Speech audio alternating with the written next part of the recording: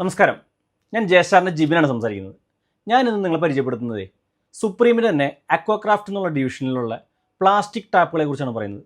Plastic എന്ന് പറയുമ്പോൾ നമ്മൾ സാധാരണ മാർക്കറ്റിൽ കാണുന്ന പ്ലാസ്റ്റിക് അല്ല, എഞ്ചിനീയറിംഗ് പ്ലാസ്റ്റിക് എന്നുള്ളൊരു കാറ്റഗറിയിലുള്ള പ്ലാസ്റ്റിക്കാണ് വരുന്നത്. അത്യാവശ്യം നല്ല ക്വാളിറ്റി ഉള്ള ലൈഫുള്ള ഒരു മെറ്റീരിയലാണ് ഞാൻ ഇന്ന് പരിചയപ്പെടുത്തുന്നത്.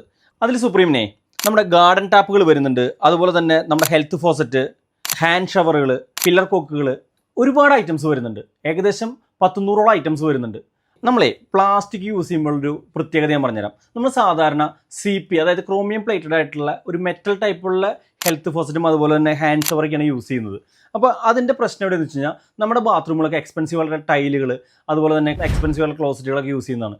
നമ്മുടെ കുട്ടികളുടെ കയ്യിൽ നിന്നോ നമ്മുടെ കയ്യിൽ നിന്നോ അബദ്ധവശാൽ ഹെൽത്ത് ഫോസറ്റോ അതുപോലെ തന്നെ നമ്മളുടെ ഹാൻഡ് ഷവറൊക്കെ താഴെ വീഴുകയോ ചെയ്ത് കഴിഞ്ഞാൽ ടൈല് പൊട്ടാനും അതുപോലെ തന്നെ നമ്മുടെ ക്ലോസറ്റുകൾ ട്രാക്ക് വരാം, ഡാമേജ് വരാം, ഇതൊക്കെ സാധ്യതകളുണ്ട്.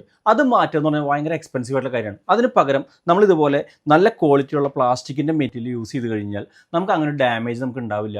അത് നമുക്ക് കൂടുതൽ ലൈഫ് കിട്ടുന്നുള്ള ഒരു പോസിറ്റീവായിട്ടുള്ളൊരു കാര്യമാണ് നമ്മൾ ഇവിടെ ഷെയർ ചെയ്യുന്നത്.